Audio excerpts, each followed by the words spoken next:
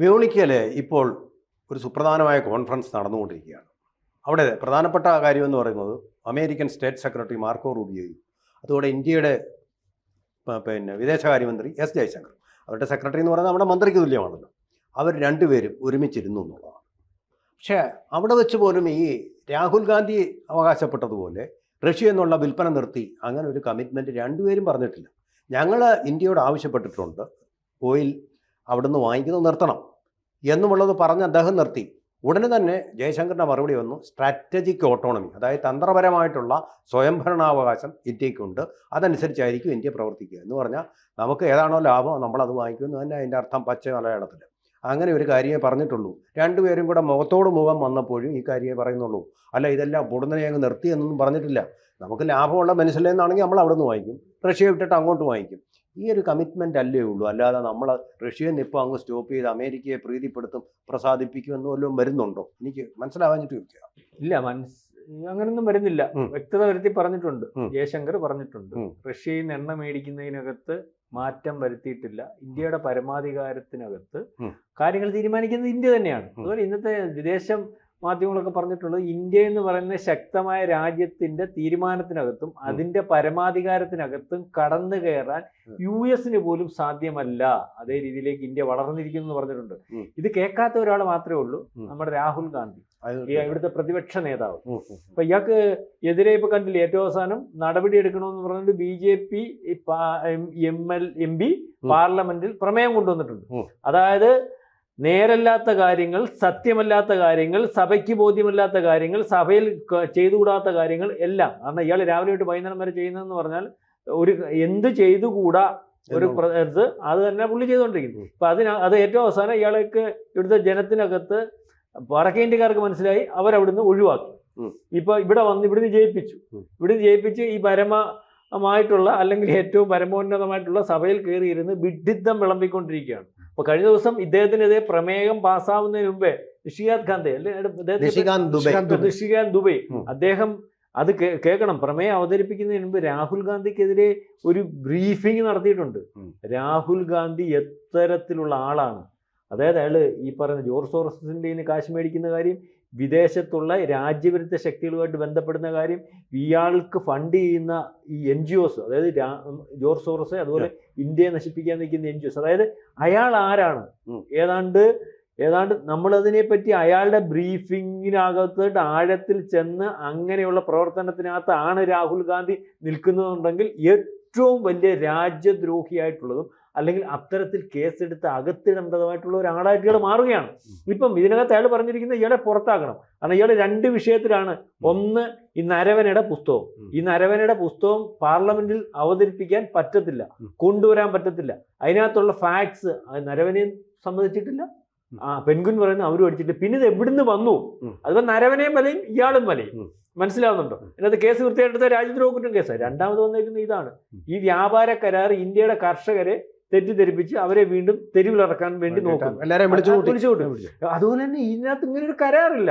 നമ്മൾ ഈ കരാർ, ഒന്നാമത്തെ കാര്യം, കരാർ ഇതുവരെ പൂർണ്ണമായിട്ട് അങ്ങോട്ടും ഇങ്ങോട്ടും കമ്മിറ്റഡ് ആയിട്ടില്ല, അത് ഒപ്പിട്ടിട്ടില്ല, തർക്കം നിൽക്കുന്നത്. ഞാൻ ഇടപെട്ട് പറഞ്ഞോട്ടെ. അതിനിടെ പ്രധാനമന്ത്രി ഇപ്പൊ ഇന്നൊരു കാര്യം പറഞ്ഞിട്ടുണ്ട്. ഇതിനുള്ള മറുപടിയായിട്ട് അയാളുടെ ചെവിട്ടത്തടിക്കുന്ന പോലെ നമ്മൾ ഈ ചർച്ച നടത്തിയത് from A position of strength. നമ്മളെന്ന് പറഞ്ഞാൽ ഉയരത്തിൽ നിന്ന് നെഞ്ചോട് ചേർന്ന് അവരെക്കാൾ ഒന്നുകൂടെ ഒരുപടി ഉയർന്നുകൊണ്ടാണ് നമ്മൾ ഇതിന് നടത്തിയിട്ടുള്ളത്. ഇന്ത്യയുടെ ഒരു താല്പര്യവും നമ്മൾ കളഞ്ഞിട്ടില്ല. കാരണം എന്താണ്? നമ്മൾ ഈ ചർച്ചകൾ നടത്തിയത് ആത്മവിശ്വാസത്തോടു കൂടി, കോൺഫിഡൻസോടു കൂടി.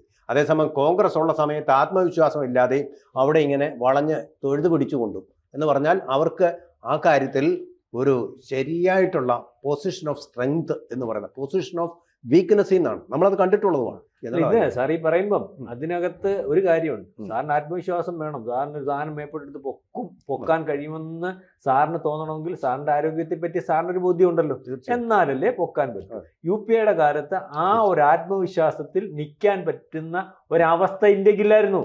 ഇന്നിപ്പം അന്ന് 10ാമതായിരുന്ന ഇന്ത്യ ഇന്ന് 4ാമതാ. മനസ്സിലാവുന്നുണ്ട്?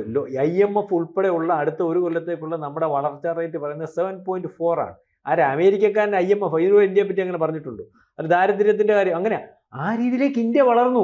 അതുകൊണ്ട് നമ്മളൊരു സ്റ്റാൻഡ് എടുത്താൽ ആ സ്റ്റാൻഡിനകത്ത് വന്ന് ആ കാര്യം തീരുമാനിച്ച് തരേണ്ടതായിട്ടുണ്ട്.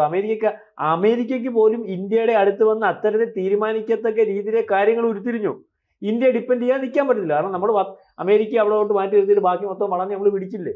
കാരണം നമ്മളില്ലാതെ അമേരിക്കയുടെ അവന് സാധനം വിൽക്കണമെങ്കിൽ നമ്മുടെ സാധനം അവിടെ ചെന്നില്ലെങ്കിൽ അവൻ്റെ രാജ്യത്തുണ്ടാകുന്ന പ്രശ്നങ്ങളൊക്കെ കുറേ ദിവസം കൊണ്ട് അനുഭവിച്ചു. മാത്രമല്ല ട്രംപിൻ്റെ രാജ്യത്തിനകത്ത് നിന്ന് ട്രംപിന് പ്രഷറായി, വ്യവസായികളുടെ പ്രഷറായി, സാധാരണക്കാരൻ്റെ പ്രഷറായി, പാർട്ടിയുടെ പ്രഷറായി, പാർലമെൻറ്റ് പ്രഷറായി, എല്ലാ രീതിയിലുമായി പിടിച്ചു നിൽക്കാൻ പറ്റുന്ന അവസ്ഥയില്ല. അപ്പം അതുകൊണ്ടാണ്. അപ്പം ഇതിനകത്ത് ഞാൻ പറഞ്ഞു വന്നത് പപ്പു നമ്മൾ പറയുമ്പം രാഹുൽ ഗാന്ധി ഇപ്പോൾ രണ്ടാമത് വ്യാപാരക്കാരനകത്ത് അവതരിപ്പിച്ചതും തെറ്റാണ്. അതായത് സഭയ്ക്കകത്ത് അസത്യങ്ങൾ ഉത്തരവാദിത്തപ്പെട്ട ഒരാൾ പ്രചരിപ്പിക്കുകയാണ്. അപ്പോൾ സഭയ്ക്കകത്തുനിന്ന് ഇയാളെ ആജീവനാന്തം വിലക്കുന്നതിന് ഉള്ള സാധ്യതയും അല്ലെങ്കിൽ MP സ്ഥാനത്തിനകത്ത് മത്സരിക്കാൻ പറ്റാത്ത രീതിയിലേക്കൊക്കെ കാര്യങ്ങൾ ഉരുത്തിരിക്കാൻ പറ്റും. പക്ഷെ യാതൊരു കാരണവശാലും എൻ്റെ ഒരു വിചാരം വെച്ചിട്ട് എൻ്റെ ഒരു അറിവ് അനുസരിച്ച് യാതൊരു കാരണവശാലും അമിത്ഷാ ഒന്നും സമ്മതിക്കുന്നില്ല. അതായത് കുടഞ്ഞ് വെളിയിൽ ആൾക്കാരെ കാണിക്കുമെന്നുള്ളതല്ലാതെ ഇതിനെ അവിടെ ഇരുത്തിയാലേ അവർക്ക് ഗുണമുള്ളൂ. മനസ്സിലായി? BJPക്ക് ഇതവിടെ ഇരിക്കുന്നത് ഒരു വലിയ ഗുണമാണ്. ഇന്ത്യയില് ഇയാൾ മാറിയിട്ട് ഇപ്പോൾ ഇന്നലെ അദ്ദേഹം ചർച്ച ചെയ്ത് ഇയാൾ മാറിയിട്ട് തരൂര് വല്ലതും പ്രതിപക്ഷ നേതാവായിട്ട് വന്ന ഇരട്ടി സ്ട്രെയിനല്ലേ. പിന്നെ കാരണം തരൂരിന് കഴിഞ്ഞ ദിവസം പ്രസംഗിച്ചത് തന്നെ ഒന്നാം തരം പ്രസംഗമില്ലേ. അപ്പൊ അതൊരു കൊള്ളാവുന്ന ഒരുത്തൻ ഇപ്പൊ ഇയാൾ തന്നെ ഇരിക്കട്ടെ. കാരണം ഇയാൾ ഇരുന്നാലേ ഈ കോൺഗ്രസ് മുക്ത ഭാരതവും BJP മാത്രമായിട്ടുള്ള ഒരു സംവിധാനമൊക്കെ ഉരുത്തിരിയതുള്ളൂ. ഏതായാലും ഇയാളുടെ കാര്യത്തില് തീരുമാനമായി. പിന്നെ അവർ ഇതിനെ ഇങ്ങനെ കളയത്തില്ല. അവരുടെ ഒരു ആവശ്യമാണ്. കാരണം അവർക്ക് കൂടുതൽ ജോലിയുണ്ട്. ഇയാൾ ജോലി ചെയ്യും, ഇയാൾ ഇറങ്ങും.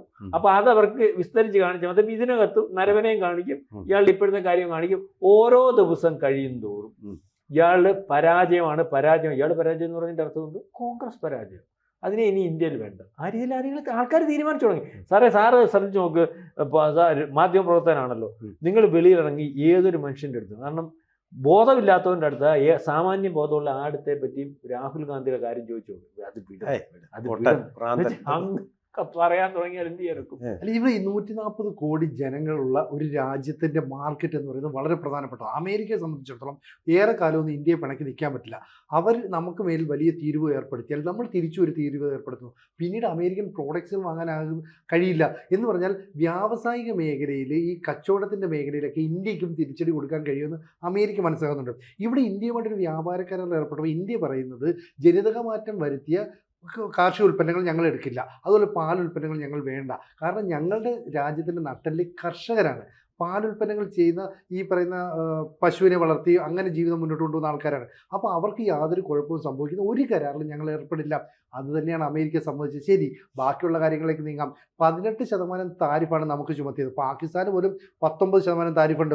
അപ്പോൾ ഇതൊക്കെ ഉണ്ടായിട്ടും രാഹുൽ ഗാന്ധി വന്നതെന്ന് വെച്ച് ഇന്ത്യ ഇതാ കർഷകരെ മുഴുവൻ പട്ടിണിയിലാക്കുന്നു, അല്ലെ ഇന്ത്യൻ ഗവൺമെൻറ് ഇതാ നമ്മുടെ കമ്പോളം മുഴുവൻ അമേരിക്കയ്ക്ക് അടിയറവ് വെക്കുന്നു എന്നൊക്കെ പറഞ്ഞിട്ട് വലിയ പ്രസ്താവനകൾ നടത്തുന്നു. പക്ഷേ ഉള്ളിലേക്ക് ഇറങ്ങി ചെന്ന് കഴിഞ്ഞാൽ മാധ്യമ സൃഷ്ടി മാത്രമാണിതെന്ന് ജനങ്ങൾ തിരിച്ചറിയുന്നുണ്ട്.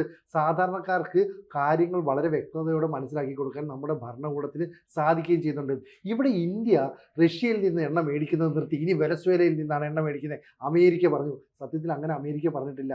ഇന്ത്യ എന്ന് പറയുന്നത് പരമാധികാരമുള്ള ഒരു വലിയ രാജ്യമാണ്. ആ രാജ്യത്തിന് റഷ്യയിൽ നിന്നുൾപ്പെടെ ഏത് രാജ്യത്തിൽ നിന്നും എണ്ണ മേടിക്കാം. ഒരു കാലത്ത് 10-20 രാജ്യങ്ങളിൽ നിന്നായിരുന്നു നമ്മൾ ഈ ഓയിൽ വ്യാപാരം നടത്തിയെങ്കിൽ നമ്മളിപ്പോൾ അത് 40-50 രാജ്യങ്ങളുമായിട്ട് ആ കച്ചവടം മുന്നോട്ട് കൊണ്ടുപോയി.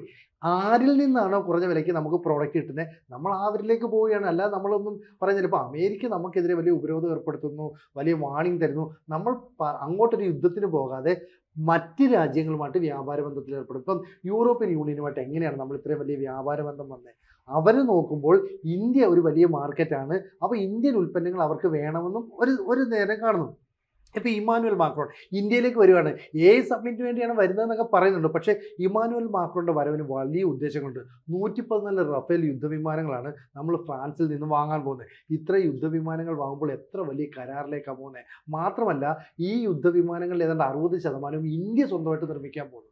എന്ന് പറഞ്ഞാൽ ടെക്നോളജി പോലും ഫ്രാൻസ് ഇന്ത്യക്ക് കൈമാറുന്നു. ഇത് അമേരിക്കയെ വല്ലാതെ ഞെട്ടിക്കുന്നുണ്ട്. UK ഒരു സ്വതന്ത്ര വ്യാപാര കരാറിൽ ഏർപ്പെടുന്നു, ഒമാനുമായിട്ട് അല്ലെങ്കിൽ ഗൾഫ് കൺട്രീസുമായിട്ട് ഏർപ്പെടുന്നു. അങ്ങനെ എല്ലാ മേഖലയിലും ഇന്ത്യയുടെ വളർച്ചയെ തടയാൻ കഴിയുന്നില്ല. ലോകത്തെ 4ാമത്തെ സമ്പദ് വ്യവസ്ഥ, ലോകത്തെ 4ാമത്തെ സൈനിക ശക്തി. അപ്പോൾ ഇന്ത്യയുടെ വളർച്ച ഗ്രാജ്വലി ഒരു പതിറ്റാണ്ട് കൊണ്ട് ഉയർന്നു എന്ന് അമേരിക്കയ്ക്ക് സമ്മതിക്കേണ്ടി വരുന്നു. ഇവിടെ രാഹുൽ ഗാന്ധി എന്ന് പറയുന്ന ഒരു പ്രതിപക്ഷ നേതാവ് കുറച്ച് വായിട്ടലിക്കുന്നു, കുറച്ച് ഓളം ഉണ്ടാക്കുന്നു. അതിനെ പിന്തുണയ്ക്കാനായിട്ട് കുറേ മാധ്യമങ്ങൾ ഉണ്ടാകുന്നു. പക്ഷേ 2, 3, 4 ദിവസം കഴിയുമ്പോൾ മാധ്യമങ്ങളിൽ നിന്ന് വാർത്തകളൊക്കെ അപ്രത്യക്ഷമാകുന്നു. രാഹുൽ ഗാന്ധി അപ്രത്യക്ഷമാകുന്നു. രാഹുൽ ഗാന്ധിയുടെ നിലപാടുകളെല്ലാം തെറ്റിയെന്ന് മാത്രമല്ല, രാജ്യദ്രോഹപരമായ നിലപാടെടുത്തു എന്ന പേരിൽ രാഹുൽ ഗാന്ധിക്കെതിരെ പോലീസ് കേസെടുക്കുന്ന സ്ഥിതി ഉണ്ടാകുന്നു. രാഹുൽ ഗാന്ധി ഒരു ബുക്സിനെ അല്ലെങ്കിൽ ഒരു പ്രസിദ്ധീകരണ സ്ഥാപനത്തെ മുന്നിലേക്ക് കൊണ്ടുവരുന്നു. ആ പ്രസിദ്ധീകരണ സ്ഥാപനത്തിനെതിരെ കേസെടുക്കുന്നു. അവർ പറയുന്നു ഞങ്ങളിതൊന്നും ചെയ്തിട്ടില്ല. അപ്പോൾ ചെയ്യുന്നതൊക്കെ മണ്ടത്തരമാണെന്നും ജനങ്ങൾ വിശ്വസിക്കുന്നില്ലെന്നും ഇങ്ങനെ ഒരു നേതാവ് കോൺഗ്രസിന് അപമാനമാണെന്നും അവിടുത്തെ നേതാക്കൾ തിരിച്ചറിയുന്നുണ്ട്. പക്ഷേ ഈ പറയുന്ന രാജാവ് നഗ്നനാണ് എന്ന് ആര് പറയും? ഇതൊരു വലിയ പ്രശ്നമാണ്. BJP സംബന്ധിച്ചിടത്തോളം രാഹുലിനെ പോലെ ഒരു പ്രതിപക്ഷ നേതാവ് ആവശ്യമാണ്. കാരണം ഇതുപോലെയുള്ള ഒരു മണ്ടത്തരം പറയുന്ന പ്രതിപക്ഷ നേതാവാണെങ്കിൽ കൃത്യമായിട്ട് കാര്യങ്ങൾ അവർക്ക് മുന്നോട്ട് കൊണ്ടുപോകാം.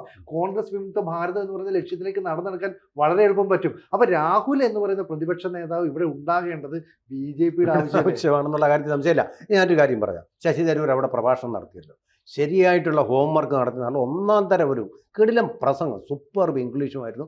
അതുപോലെ തന്നെ കണ്ടന്റ് വൈസും അത് നല്ല ഹോംവർക്കിൻ്റെ ഒരു ഫലമാണ്. പക്ഷേ രാഹുൽ ഗാന്ധി ചെയ്യുന്ന എന്താ? ഇവിടെ ഒരു ഹോംവർക്കും ചെയ്യാതെ എന്തെങ്കിലും വായിത്തൊന്ന് വിളിച്ചു പറഞ്ഞുകൊണ്ടിരിക്കുകയാണ് വിളിക്കുന്നത്. അതിനേന് ഇങ്ങനെ പ്രഭാഷണങ്ങൾ നടത്തി പാർലമെൻറ്റിനെ സ്തംഭിക്കുകയും രാജ്യത്തെ അപമാനിക്കുകയും ചെയ്യുന്നത് കൊണ്ടാണ് ഓരോ തവണ അദ്ദേഹം തെരഞ്ഞെടുപ്പ് രംഗത്തേക്ക് ഗോദായിലേക്ക് ഇറങ്ങുമ്പോഴും പിന്നെയും ശതമാനം കുറഞ്ഞുകൊണ്ടേയിരിക്കുന്നു. ഇന്ന് വരെ അദ്ദേഹം അത് മനസ്സിലാക്കിയിട്ടില്ല. അദ്ദേഹം ഇനി ആകെന്ന് പറഞ്ഞ് വേണുഗോപാലിനെ പോലുള്ളവർ പറഞ്ഞുകൊണ്ടിരിക്കുക. കേരളത്തിൽ നിന്ന് വേണുഗോപാൽ എന്താ പറഞ്ഞത്? പാർലമെൻ്റ് എന്ന് പറഞ്ഞാൽ അത് ജനങ്ങളുടെയാണ്. ജനങ്ങളുടെ എന്ന് പറയുന്നത് നരേന്ദ്രമോദിയുടെയാണ്. ഈ രാജ്യത്തെ ഭൂരിപക്ഷം പേര് സപ്പോർട്ട് ചെയ്തിരിക്കുന്ന നരേന്ദ്രമോദിയുടെയും കൂടെ അല്ലേ ഇത്? ഇവർ പറയുന്ന അടിക്കടി തോറ്റുകൊണ്ടിരിക്കുന്ന രാഹുൽ ഗാന്ധിയാണ് ജനങ്ങളുടെ നേതാവെന്നാണ് ഇപ്പോഴും KC വേണുഗോപാൽ അദ്ദേഹത്തെ വിശ്വസിപ്പിച്ചുകൊണ്ടിരിക്കുന്നത്. അതിൻ്റെ ഈ ഉപജാപക സംഘത്തിൻ്റെ പ്രവർത്തനത്തിൻ്റെ ഫലമായിട്ടാണ് ഇദ്ദേഹം ഇങ്ങനെ വിഡ്ഢിത്തങ്ങൾ പറഞ്ഞുകൊണ്ടിരിക്കുന്നത്. പിന്നെ ജോർജ് സൊറോസും ഇതുപോലെ അദ്ദേഹത്തെ പ്രോത്സാഹിപ്പിച്ചുകൊണ്ടിരിക്കുന്നുണ്ട് എന്ന് വേണം കരുതാൻ. ഇനി അടുത്ത തെരഞ്ഞെടുപ്പ് വരുമ്പോൾ രാഹുൽ ഗാന്ധിയുടെ സ്ട്രൈക്കിംഗ് റേറ്റും വോട്ട് ഷെയറും ഇതിലും കുറവായിരിക്കും എന്നുള്ളതിന് ഒരു സംശയം. ഇതിനകത്ത് ഏറ്റവും പ്രധാനപ്പെട്ട ഒരു കാര്യം എന്ന് പറഞ്ഞാൽ നമ്മൾ ഈ ഇയാൾ പറയുന്ന റഷ്യയുമായിട്ടുള്ള ബന്ധത്തിനകത്ത് ശീതീകരണം ഉണ്ടായിരുന്നില്ലേ? ദിവസം റഷ്യയായിട്ടുള്ള പുതിയ കരാർ അറിയാം, 10,000 കോടി രൂപയുടെ പുതിയ കരാറുണ്ട്. ഏതാണെന്നറിയാം. അതുപോലെ S-400 ബാക്കി മൊത്തം ഉടനെ തന്നെ തരാൻ പോവുകയാണ്. അപ്പം ഇപ്പം ഈ പറഞ്ഞ പോലെ റഷ്യയുടെ കപ്പൽ നിർമ്മാണം നിർത്തി. അറിയാം, റഷ്യയിൽ വെച്ച് ഇനി കപ്പൽ നിർമ്മിക്കുന്നില്ല. മൊത്തം കപ്പലുകൾ ഇവിടെ നിർമ്മിക്കാൻ പോകുന്നു.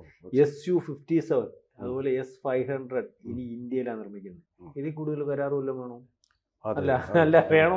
അമേരിക്കയുമായിട്ടുള്ള കരാർ നിർത്തിയെന്ന് പറയും. ഇതിൽ ഒരു കരാർ വല്ലതും വേണം. കാരണം S-400 മിസൈൽ നമ്മൾ സിന്ധുവിൻ്റെ സമയത്ത് തീർന്നു പോയിട്ടുണ്ടായിരുന്നു. ഷോർട്ട് മിസൈലും ഹാർഡ് മിസൈലും അത് നമ്മുടെ ഉണ്ട തീർന്നെന്ന് പറയത്തില്ല, അതിനകത്ത് മിസൈലാണല്ലോ ഉപയോഗിക്കുന്നത്. അത് മേടിക്കാൻ തന്നെ 10,000 കോടി രൂപയുടെ കഴിഞ്ഞ ദിവസം. അത് പറയാനൊന്നുമില്ല, സ്വാഭാവിക പ്രക്രിയ.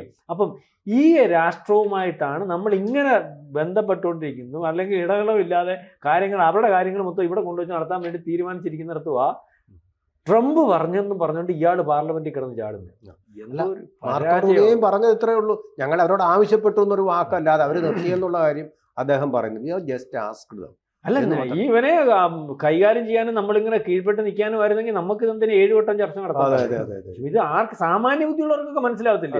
പിന്നെ നമ്മുടെ ഈ മനോരമയ്ക്ക് ഇയാളെ പ്രധാനമന്ത്രി ആക്കണം. പിന്നെ ഇതിനെ കൂലി എഴുത്തുകാർക്ക് ഇതിങ്ങനെയാണെന്ന് വരുത്തണം. പിന്നെ ഇവിടെ കുറെ പേർക്ക് താൽക്കാലിക ആശ്വാസം നടത്തണം. അല്ലാതെ വേറെ ഒരു മാർഗവും ഇല്ല. വാസ്തവത്തിൽ അമേരിക്ക ഇങ്ങോട്ട് വന്ന് ഈ കരാറിൽ ഒപ്പിട്ടേ ഒക്കും. അതേ രീതിയിലായിരുന്നു സംഭവം.